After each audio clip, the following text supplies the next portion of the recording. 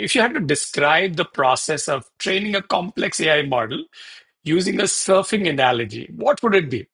Surfing is, when you have the surfboard, there is a tether to it. The first thing that the experienced coach would teach you would be, or a good coach would not experience, but a good coach would teach you, is that there is a tether which connects the board to your ankle, right? And that's your safety measure, right? How well you tie the tether to yourself. So in the realm of AI, and that's your grounding, right? Like no matter how big the waves come, right? A super critical piece for AI during deployment is really, once the waves pass, how do you get yourself back to your board, right? So can you complex models or simple models, right? They have to be tethered.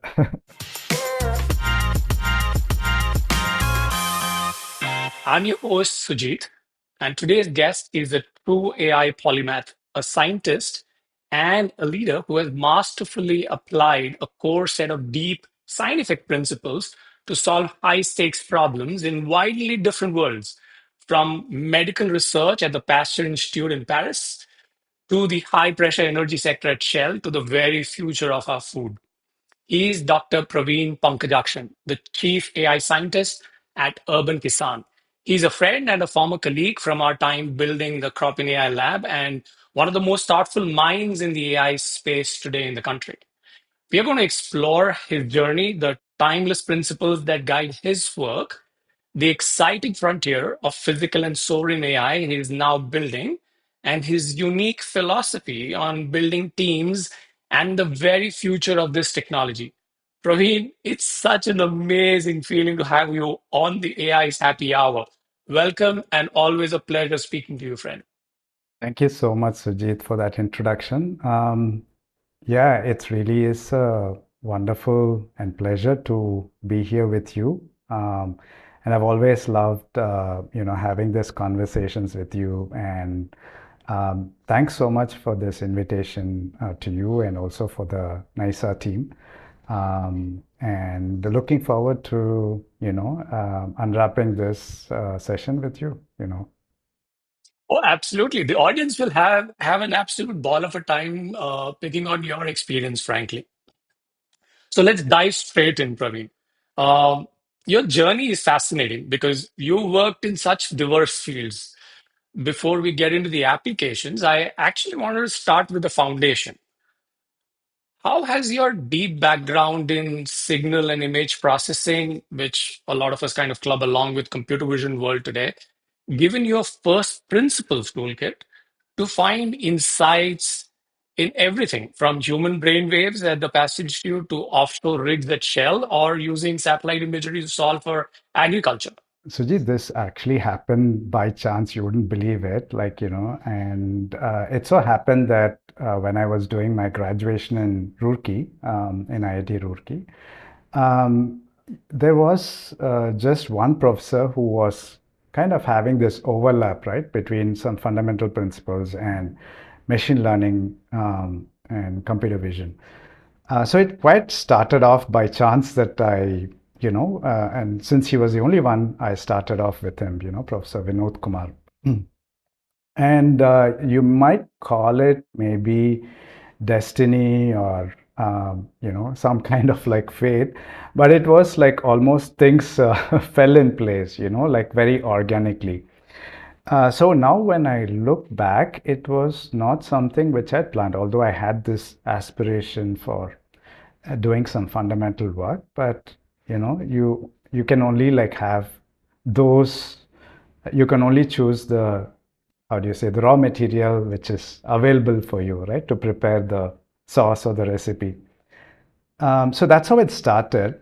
And then each one of these opportunities that came, it was quite following the same principles of something planned in the destiny, right? No one ever knew that machine learning and AI would actually evolve to this level, right? Like no one had anticipated that.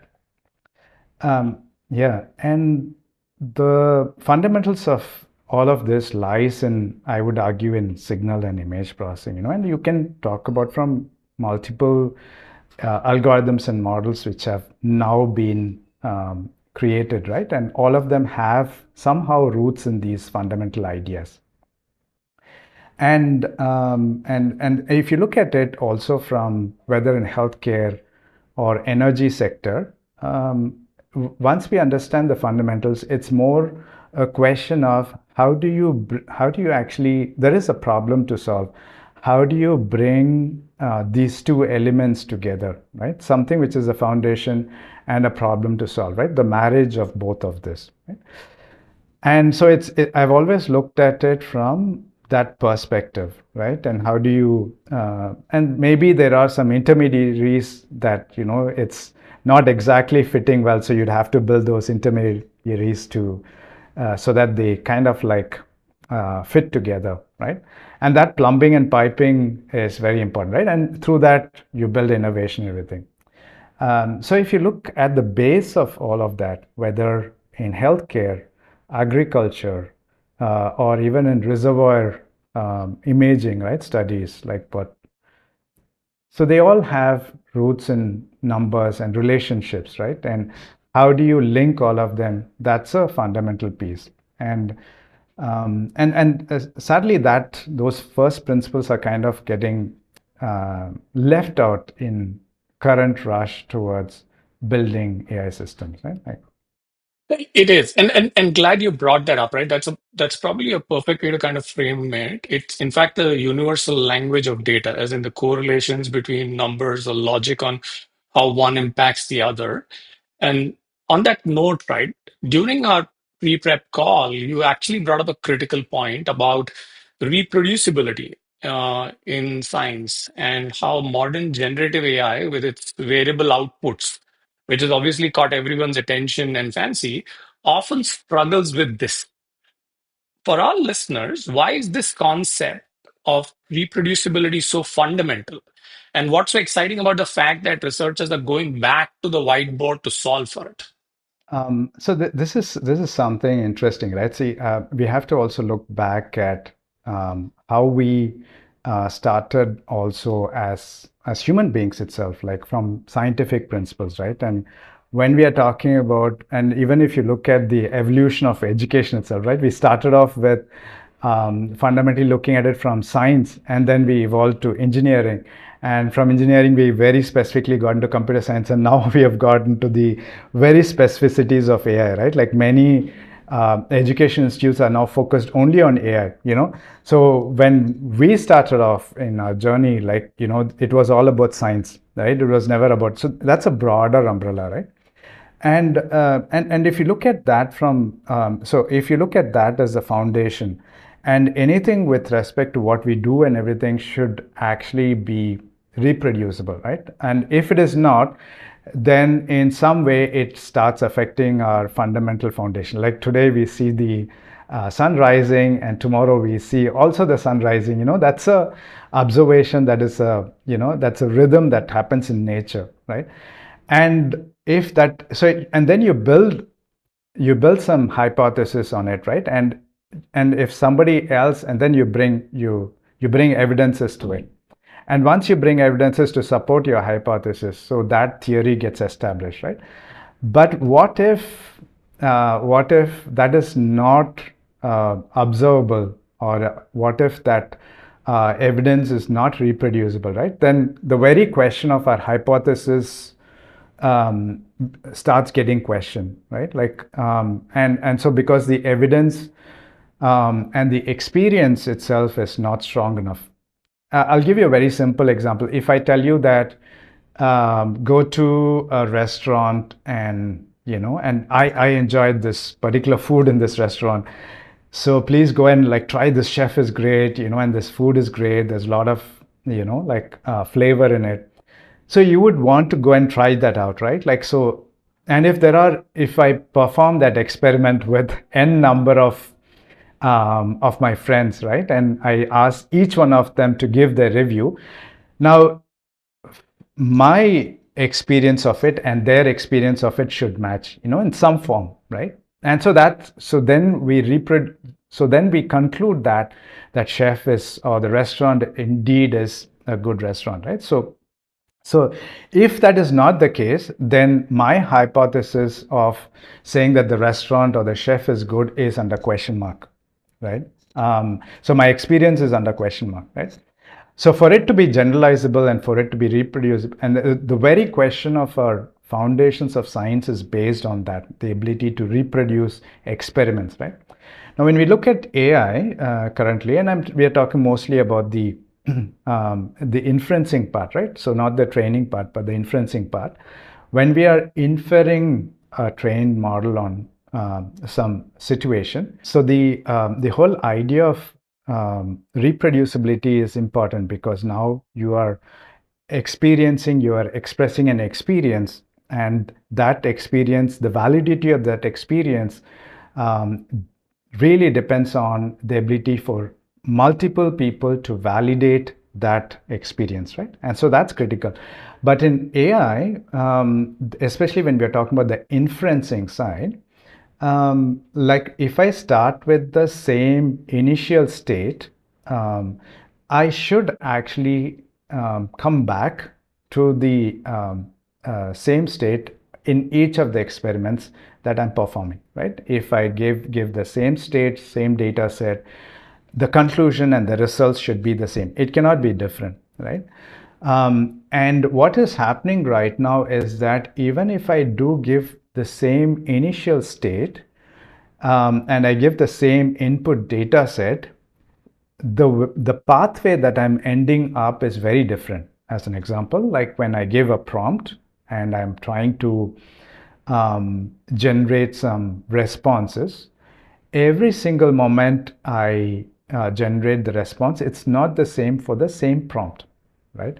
And I can try this, like as a trial, I can try this as multiple times, and you will see that every single time there is very less overlap between the responses, right? So that's a problem, because now we don't know whether we can trust this, whether this is like actual observation, actual evidence, or is it something that is being created, right? What you also discussed is how a big cohort of the research community is definitely going back to the drawing board to kind of see how we could address this reproducibility challenge. Yeah, exactly. So, yeah, and that's the second part of your question, right? And so what we have found is that there are some, without going to the details, but like some of these assumptions that we have made in terms of compute itself, for either for storage purpose or for different operations that we are doing, we have made some approximations and rounding of approximations. Now, those rounding errors, what happens is when you do it in single state, it's not so evident. But if it's done over multiple different iterations and multiple different states, what happens is it's almost like you end up in a completely different city, than where you started off with, right? And so so now researchers are looking at how do you now reliably make these operations so that they actually like cater to some fundamental principles of operationals, how they work, right? Like, and as an example, if I say that 1.5 plus 1 is 2.5 plus 2 is 4.5, then if I do the same thing, 1 plus 2 is 3, and then or 1 plus 2.5 is 3.5, and then I add it to the first one, I should get the same answer, right? Like, so that's the associative principle should hold, right? So how I make these operations should not affect my output. Unfortunately, right now, that's how it's happening. How you accumulate these operations together, how you parallelize and everything, you can end up in completely different states than you started off with, right? So they are correcting for these, right? And so in the libraries, in the way that the computations are done, and even maybe we are even at the stage where we want to develop new algorithms and new methodologies, paying attention to this. In fact, Sujit, an interesting thing is, I don't know if you are aware, but in Cropin, we were working with a student, and we took, we were, we were actually looking at crop identification, and we took two different cloud computing services. Same model, two different cloud computing services, and we ended up with two different accuracies. Same data set, two different servers, two different cloud providers, and two different accuracies. Now, at that point, we just thought there is some error in the way that we have, we have calculated, or we have, let's go back and check, And so we have actually written an article on it on IEEE HIPC conference last year. That how, like, when you use two different architectures, you end up with two different results. Um, so we didn't, of course, dive deep into it, the cause of it, because we don't know these architectures. But this is an observation, right? Very cool. And thank you for sharing that example. As in, we generally think when it comes to AI machine learning, it's the data and the model only, but it's also the compute architecture and how you really compute that model using that data is also critical. So those are some of the first principles, and I love you making that the reference to those, by the way, Praveen. Let's talk about the exciting frontier you're building now at UrbanKisan. You mentioned a powerful shift in focus towards physical AI, and which I can completely appreciate in markets like India, Africa, etc., where you just can't solve for everything, especially because of smallholder farmer patterns that exist. Physical AI is critical to solve for. Could you tell us more about the rover you and team are actually building and the vision of creating this intelligent physical systems for agriculture? So two things, right? One is in my own like my own set of world. Even we are looking at, for example, the AI Center of Excellence, which India is building, right, for the four AI centers of excellence. So touching upon your aspect of sovereign AI, right? So we don't want to be as a country, we don't want to be. It's not even a question of being left behind, but we want to be responsible for those leapfrog moments, right? So and we have realized that the data set, the models, we have for a long period of time we have been using structured data set built elsewhere, models which are built elsewhere, frameworks which are built elsewhere, and trying to adapt it for different applications in the global south, right? That includes India, Asia, Africa, and other countries, right? And what we are observing is that suddenly we are seeing that these models and data sets, they don't suit our current scenarios, right? As an example, small land holding sizes in India, right? So you're building geospatial models on large farms and trying to now infer on smaller farms. Very diverse set of crops, data set, agroecological zones and climatic zones, So these factors, and have not been included with, right? As a very simple example, I was talking to one of my collaborator 2 days back, and she was trying to use some of these models for providing farmer advisory, right? So the AI model was suggesting to irrigate in the night because nighttime irrigation, and to minimize the effect of evaporation during summer, right? Now, for women, to go alone in farms and to irrigate fields might not be safe in many of the regions that they operate in, right? So when we are giving those kind of advices, we are not like, we are not taking care of safety, cultural issues, right? And many other things, right? Even with respect to loans, availability of financial support, even. So what does it mean to build sovereign AI systems, right? Is that sovereign fundamentally means that freedom from outside, and freedom in many senses, right? From data set, right? Data set infrastructure, right? Tomorrow, if there is an embargo on the availability of GPUs, suddenly we are hit, right? There are delays in the GPU deliveries, right? Data centers, right? Like we often organizations don't like, and we have grappled with that, right? Sujit, you know that better, uh, of data going outside our country, right? So these are real problems, right? So we have to build the infrastructure together in India for all of this, right? So that includes data set, the other things, which are not often talked about, but even semiconductors, right, like GPUs, even cooling stations, right? Where do we keep these data centers, right? So all of this becomes an important factor, right? And I'll give also another example where we are stuck.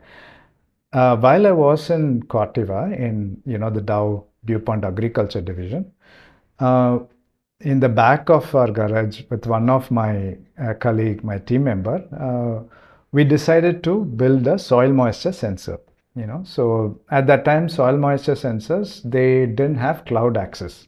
Okay, so you'd have to go and measure and collect it in a device, bring it back to your and manually connect it to your laptop, download it and everything, right?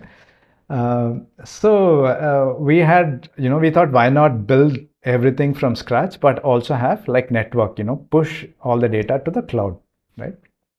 So, I mean, I'll not go into the details. It was a 1 meter long in depth, and it had its own unit for communication, right? It uses a radio device for communication.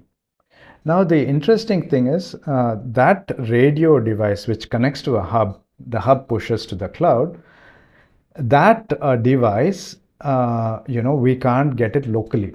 And if you buy 10 of them, you will have only like two of them which will work reliably, right?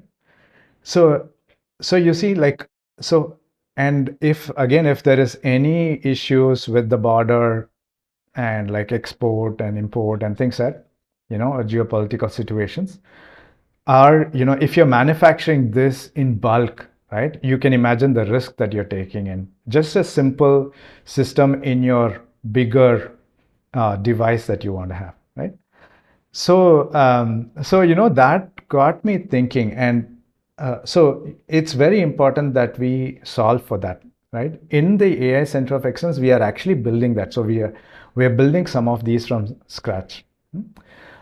But in UrbanKisan, what we are doing is like we want to build the body of the AI, right? The physical AI. So currently, most of the AI that we talk about is, and in a way, like the AI has become corrupted largely to talk only about language model. But here, when I talk about AI, we are talking about multimodal, right? The vision system for a rover.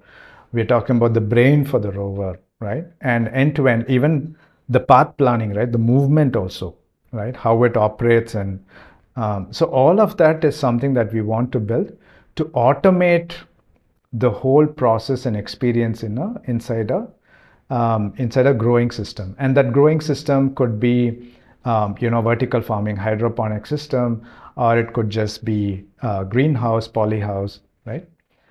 So that's what we have started, and we have like finished building the first prototype of it. It's almost like moving AI from the cloud into the field, literally. Okay, I could almost visualize, obviously, because of my experience back at Cropping, but I'm sure, as in, this is super exciting. I would love to see the rover in action, by the way. You're welcome, like to visit our greenhouse. It's super, super nice, super cool. We built it in less than $5,000, and we want to further. Once we scale that up, we will actually like further refine that. We will also each and every piece in that which goes inside, we want to build it locally, right? So that's the super critical aspect, and it's not restricted to agriculture alone, right? It has other applications as well. So I can completely visualize all the other applications, and it is critical. You touched upon this whole fundamental principle of and the need for sovereign AI, right? From sovereign data to sovereign infrastructure. You had also mentioned your whole initiative that you're working on, a project which is called the Farm OS, and your collaboration with the Millet Research Institute. And then, how are some of these principles, etc., guiding your work in that area? A great question. So what we are doing is like, so right now the way that the applications are being built is that like let's look at whether your favorite application, right? It might be ChatGPT or Perplexity or Claude, right? Anything. Now they are sitting on top of your uh, device, right? As a layer that you can actually click and open, right? And you ask a question and now that is changing, and obviously that has evolved slightly. And we are talking about agentic systems, right, where you have like multiple different actions that you want to do, but these different actions being kind of like threaded together and executed, right, step by step in a sequence or parallel, right? But all of this is still at a higher level of layer, right? Which is, if you look at a device layer, you're talking about the fundamental, the chip level, right? And then you're talking about the assembly, and on top of the assembly sits many of our code, right? And above the code, right, sits all of these applications, right? And I mean, there might be intermediate layers depending on each use case. And the way that is happening is all these interactions is happening at the application level, right? So, like I talked about before, the semiconductor, the way that you use and optimize the floating points and everything is obviously influencing the way that our inferencing is happening, right? So can we now look at a fundamental level, right? Can we actually build an operating system itself, which is much more intelligent, right? Like today we have the Mac OS or the iOS or your Linux, the Ubuntu's, and the Windows, right? Now they have intelligence as an afterthought, right? Can we like now build the fundamental layer itself in which they are interacting itself intelligently, right? So you go down at the conduct semi. So the farm OS thing that we are building is one step in that direction. I wouldn't say we are solving it really, but it's really looking at it from an uh, uh, you know a couple of layers below where we are currently. Can you help visualize maybe with an example of maybe a farm activity or how something like this will get solved, at least for the audience? As in, you and I can visualize, and then if you could probably give an example, that would be super cool. I mean, So we are looking at it from end to end, right? Like we want the farm OS to support everything that a farmer wants to do, right? Starting with the images that they get from the field, from cell phones to like we talked about the millet research, right? The millet research scientists, they want to look at from a maturity perspective, the genetic traits perspective. So we are looking at hyperspectral camera there, right? And which is like having much more wavelength of light to look at than just your red, green, and blue, your three channel, right? And we are looking at like um, this really as the base intelligence for it, for everything that's happening and everything else falling on top of it, right? So it could also be you want like news items related to things that you want to buy, or if you want to look at search and buy something, you can even purchase off your seeds and everything from here. You want advisories, it can be taken from here. So we are really looking at it. That's why it's called as a farm OS, because it's really looking at it from an operating system right from the time when they start thinking about preparing the soil to the end harvesting, and even possibly we are a little bit ambitious, even market linkages, right? How do you even connect it to the local, like local, and even provide them with the pricing, best options, right? So those kind of things. So we don't want the farmer to actually go and, so if what is currently happening is that you are only providing point solutions, right? So you get one from here, one from here. Yeah. and then they have to rest of them they have to go and figure it out, right? So can we integrate all of them together? As I said, it's just progressing eventually to completely maybe removing the whole operating system itself, right? But we are not yet there, but these are steps in that direction, right? You know what? I love the vision, though, Praveen. This was one of the problem statements that a farmer, especially when I was down in Africa, and I think this was in Ethiopia when I was down there speaking to a farmer, and he actually called out that I'm part of so many programs and projects, okay, and I'm asked to access different applications to solve for different things for my farm. And it was almost a nightmare to even figure out which applications do what, remember to keep on accessing them.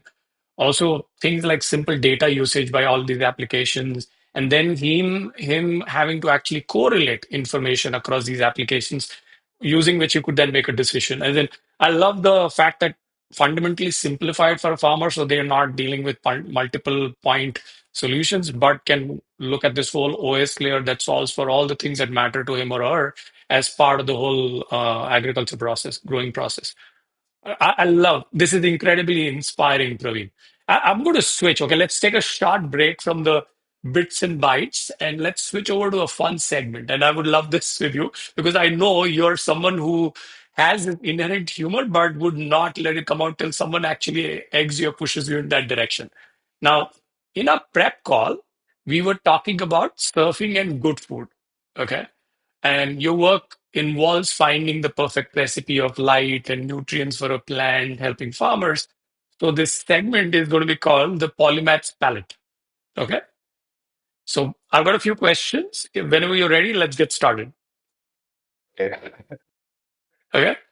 If you had to create the perfect three-course meal using only ingredients grown in a hyper-optimized, AI-controlled vertical farm, what would be on the menu? Okay. Um, I can probably tell you two course meal, and we'll start with that. So the first course would probably be like the breakfast, and I would suggest millet dosa. Coming from South India, like and the greenhouse grown, and both of them greenhouse grown, tomato, to go with the chutney. So tomato chutney, and we can also grow onions indoors. So you can have a recipe of tomato chutney, onions, even curry leaves can be grown indoors. So so you can have some tadka on it. So I think that would be the a healthy, probably a breakfast, if I may say so.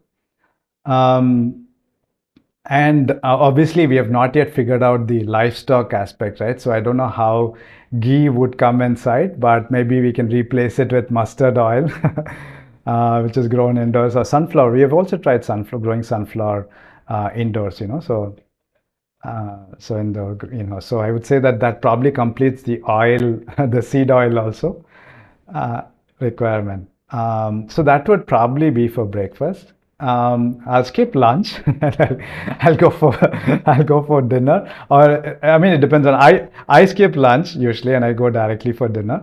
But if there are individuals who skip dinner and want to go for lunch, that's also okay.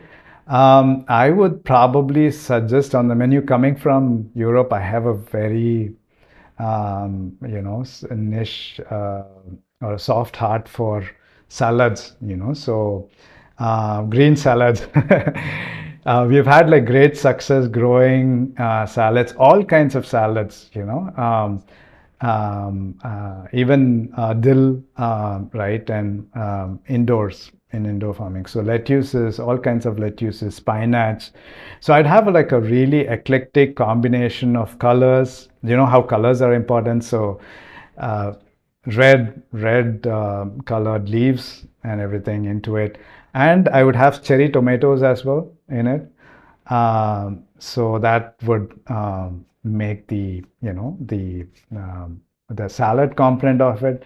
And if you really are really hungry, then I don't know what we could have for main dish, but looking at it from similar family of grains, right? Like there, we have had quite a bit of success with millet and other varieties as well. So we have not yet tried quinoa, but maybe sometime we should try quinoa as well. So I'm guessing that because it's of the similar family, so and these days I think I mean we have kind of like brought it from South America, but now it's becoming popular, super protein, right? So I would say quinoa also into the to add some Nice. cereals, right? I'm a quinoa fan, so yeah, I would endorse it. I would actually sign up for that course. I would definitely miss my meat, but I would still sign up for that. Can I In fact, can you I know what? can I offer you a tofu then? As Done. I will go with the tofu. because soybean can be grown indoors as well.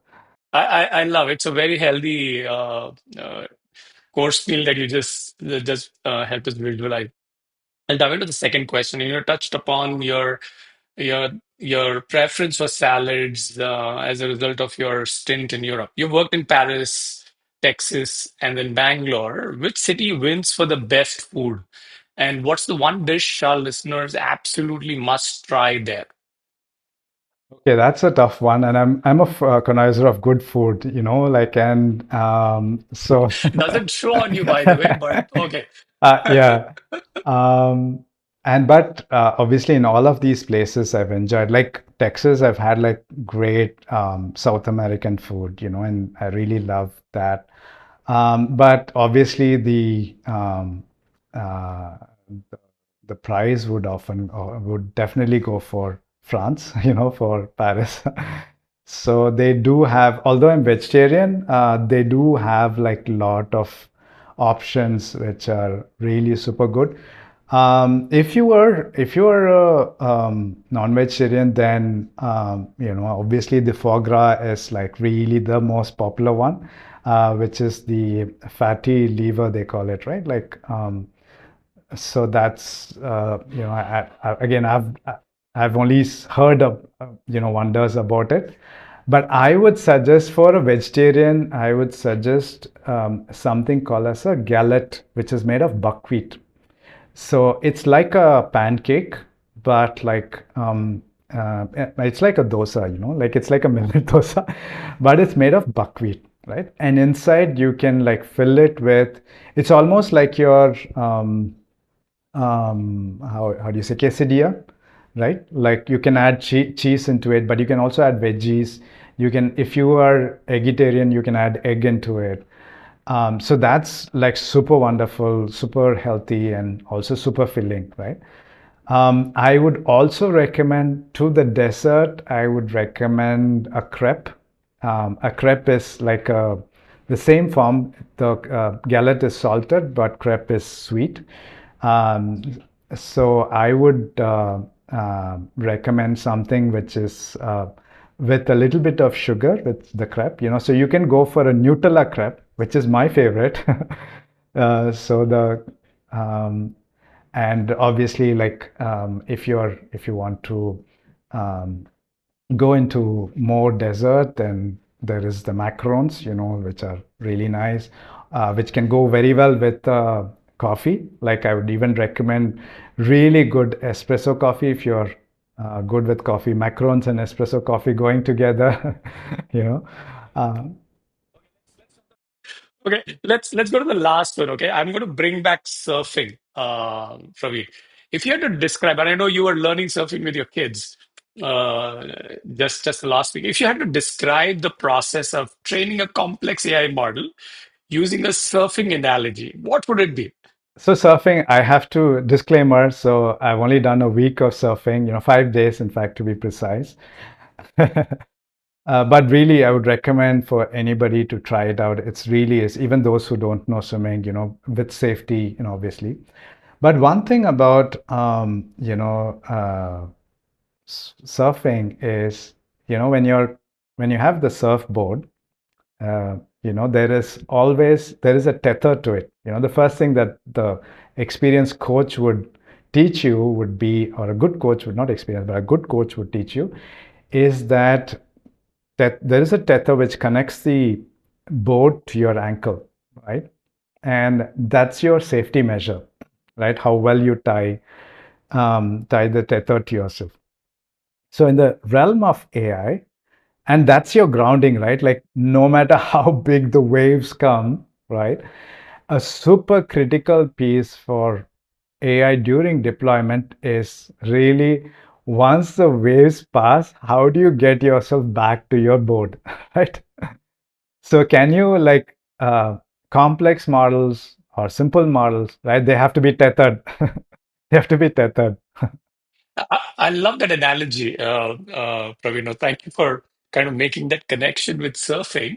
Okay, let's switch gears to the human side of building. And I've always seen you in action with people, and I think you're probably one of the most thoughtful, engaged leader that I have seen when working with both his own team as well as cross-functional teams. And this is something that I've always admired about you.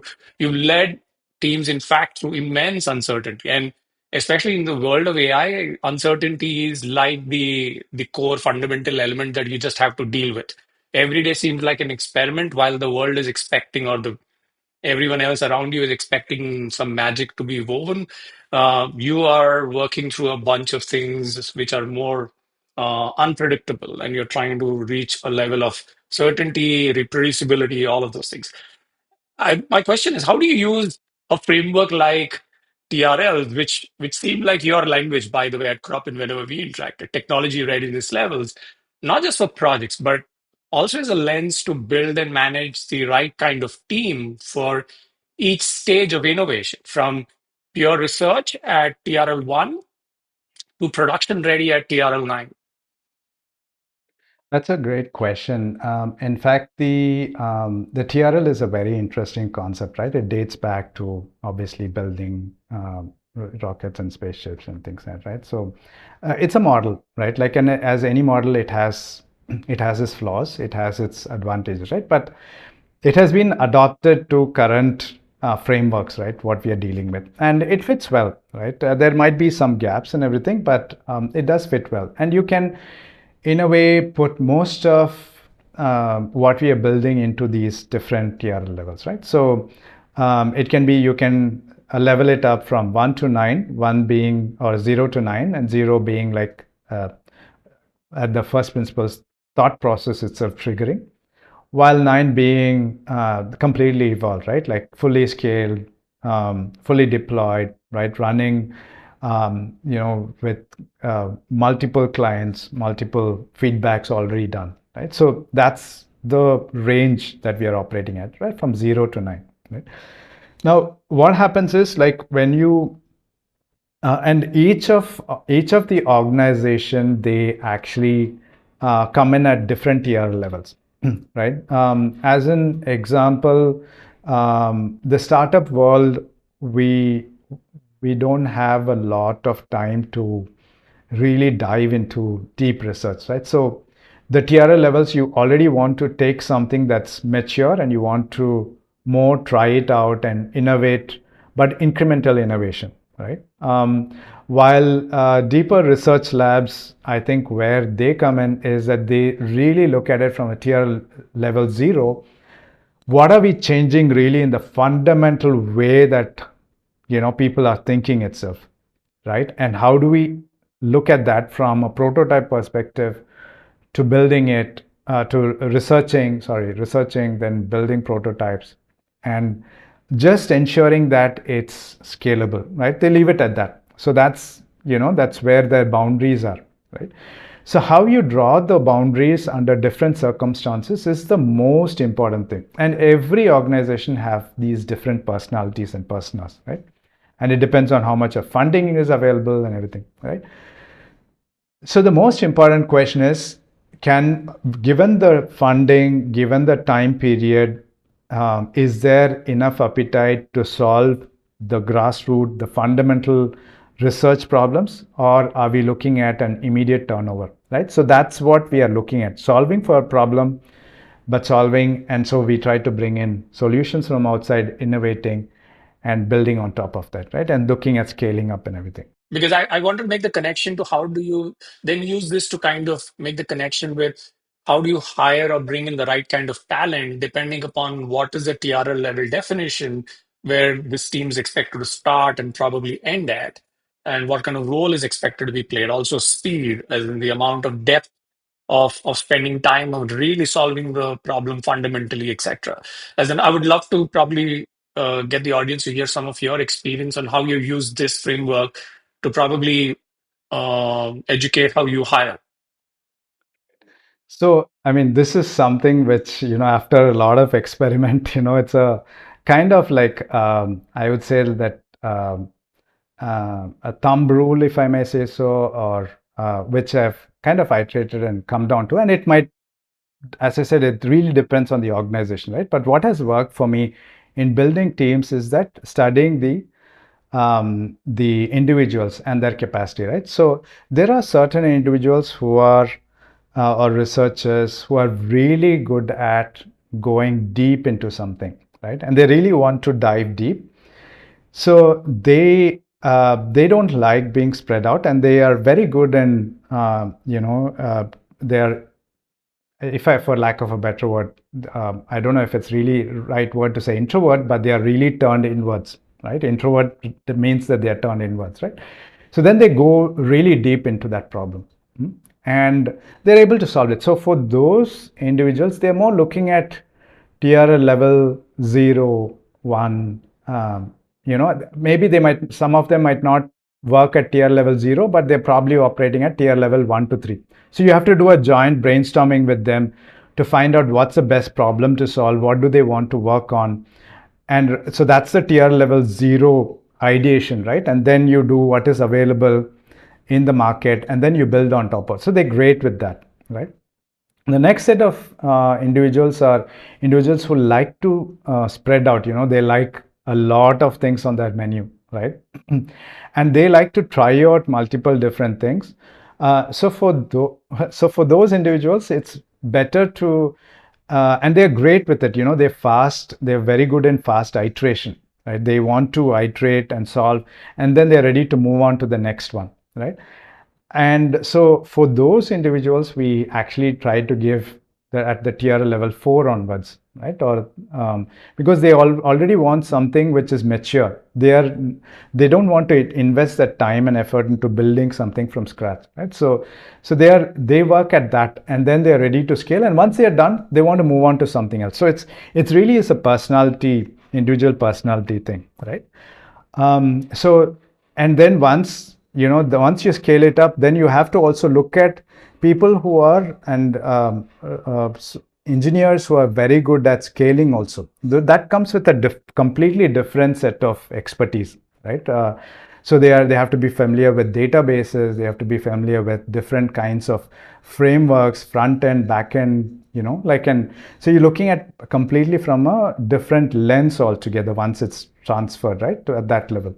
So each one of these have and obviously it iterates, right? It's not just like single. So something fails at one level, then it has to go back to the previous level, and then we need to iterate and build it back again, right? So but one important observation is there are very few people who are ability to go deep, fundamentally the thinkers, who like to go deep. So there are very few individuals who like to work at these days, tier levels 0 to 3, 4, right? And that requires.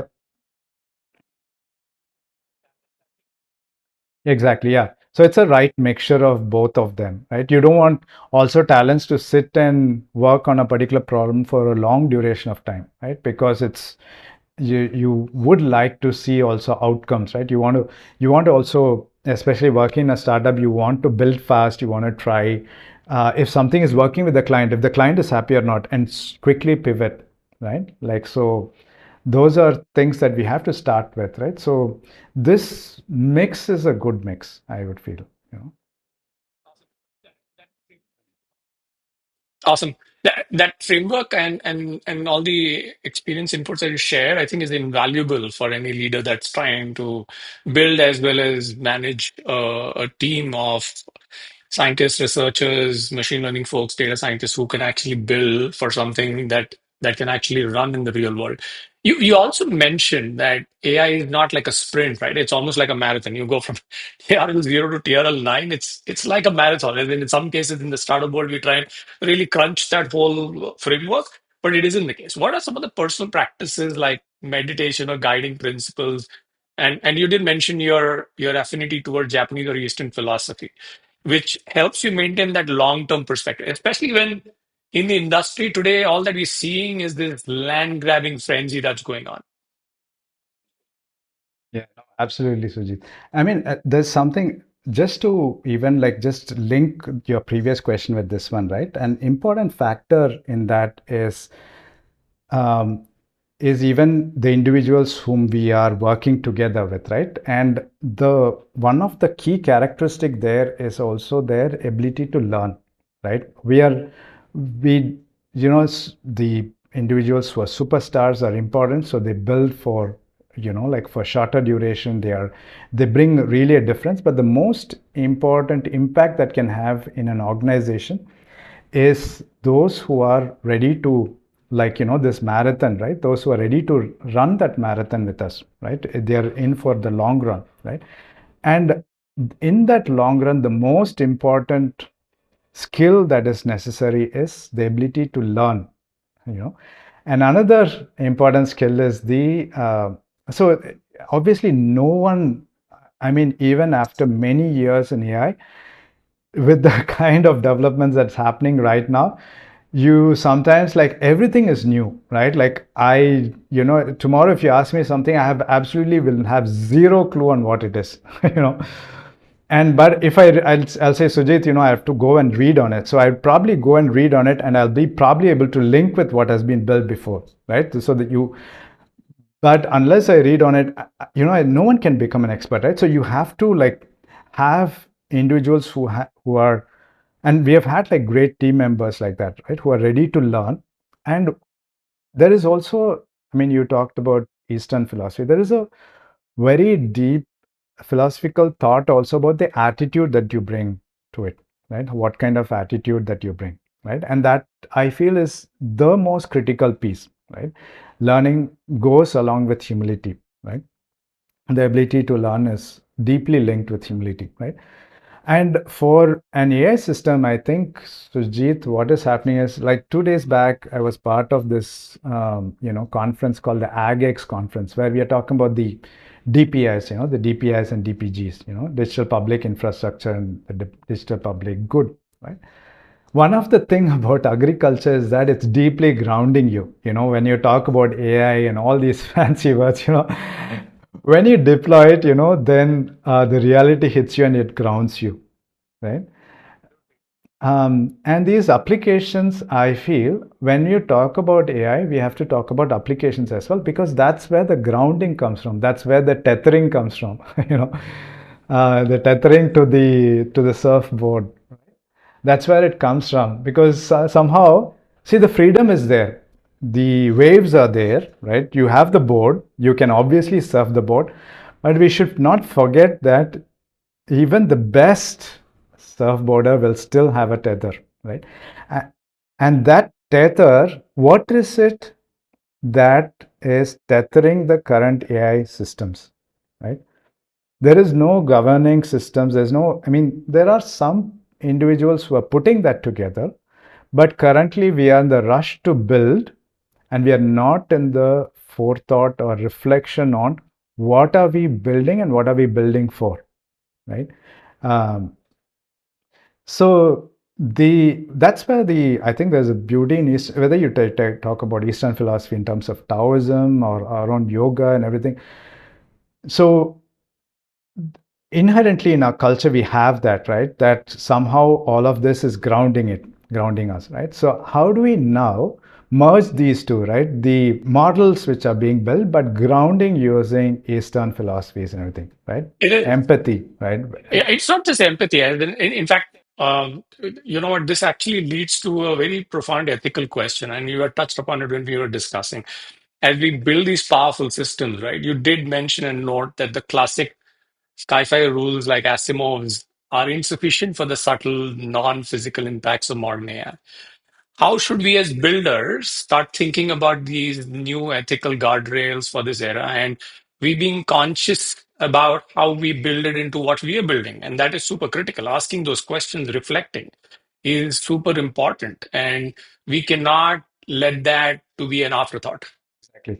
So right now we are talking about guardrails and everything because in a way you've built the model and now you're trying to put some kind of bounding for these models, right? Like you can introduce personalities or you can put in some grounding rules and everything, but you're always going to have a way to break those, right? Because, and when you break those boundaries which you have artificially put as a afterthought, your model is going to break out of it and it's now like, it can do whatever it wants, right? Like, I mean, obviously within the bounds of what it has been trained for, right?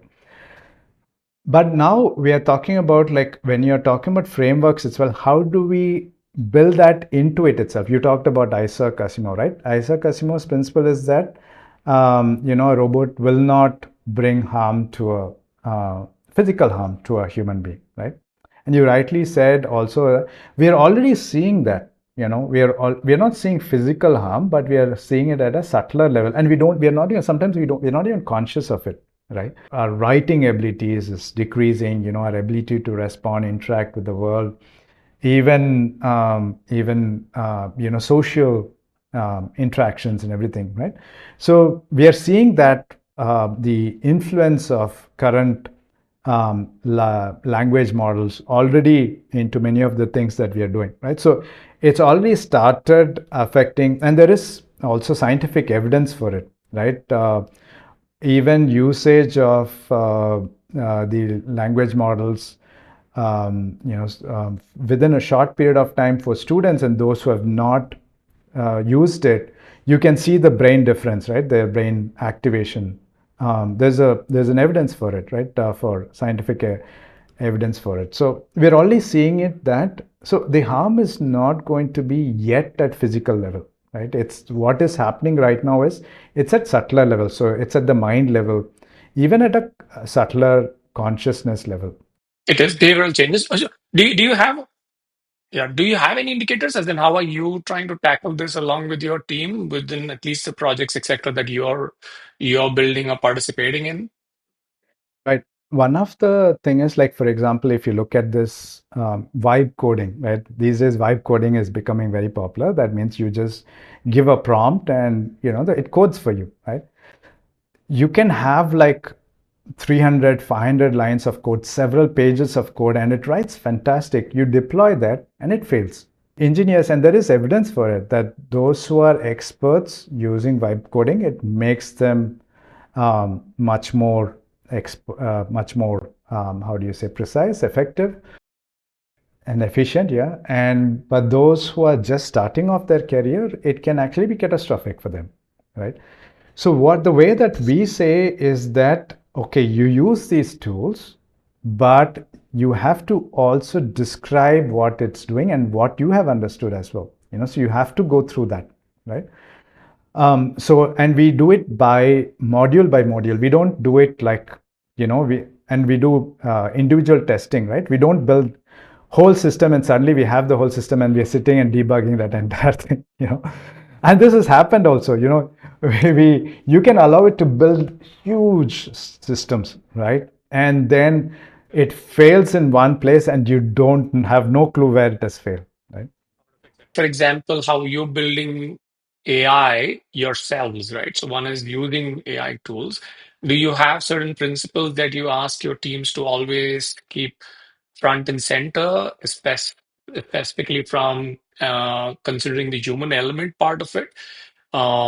Is that something that you have in place? So one of the thing that I mean, this is again in my wish list, right? And we are not there, is that 2 days back we had a discussion with the CGIAR, right? The CGIAR is like, the CRISAT, IRRI, and all of them are part of the CIMET. They're all part of CGIAR, right?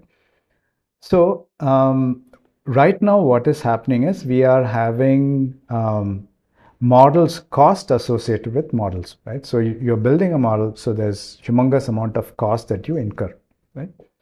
One of the thing is that we are not finding, just like you have traceability for, that's why agriculture is really grounding, huh? And it's giving you these governing principles, right?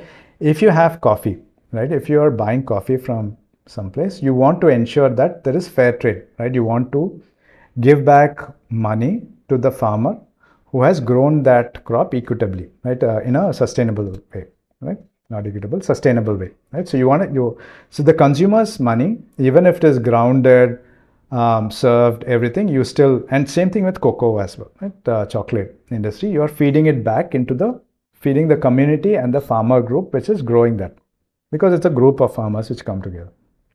But why is that not happening with respect to AI billing? We are taking models like how you aggregate multiple cocoa farmers to have chocolate, your bar of chocolate. There is, it aggregates, sometimes it can be single origin, but most often it is multiple origins of farmers who are growing sustainably. Now, your data set, we are curating from multiple different sources, but if you only have single payment, you're only giving one time payment to them, right? Now you might use that model for hundreds of different, and you might even derive data sets from it, but the eventual payment doesn't trickle back to the originator of the data, right? So if you have a digital wallet system, if you're introducing a wallet system, let's say you give this person a wallet and say that I'm using your X amount of data, I'm going to pay you. You are only doing it per transaction, right? Now, if this person has sold the model, the third person who has bought the model is not paying the data set originator, right? The source of the data set. So what I am proposing is that introduce something like a DNA of the data source into the model itself. Okay. So link it with that. And now what you do is every time you use a model, you have to pay, because there is a token, right? It could be like encrypted, right? But that encryption, when you decrypt it, the money pays back into the data source. So the one-time payment might be like in pennies, right? But cumulatively, the usage of the model is going to pay back the data set source. Amazing. It's very similar to the digital music world, frankly. Every time it's streamed, the originator or whoever is the artist gets something. Not exactly the same, but very similar. So using today's technology, we can do that. We can find the origin of the data set. We can add ownership to the data set. We can tokenize that. We can encrypt that, ship it with the model which is trained on that, right?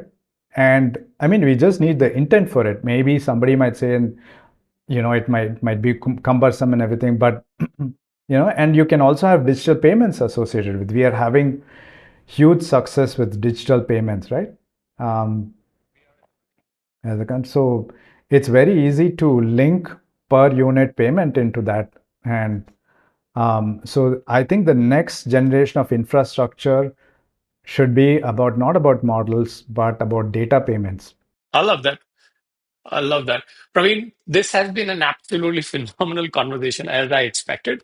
We've journeyed from the core of scientific truth to the future of physical AI, from building teams to building a more thoughtful, ethical future for technology. Thank you so much for your time and for being so generous with your wisdom.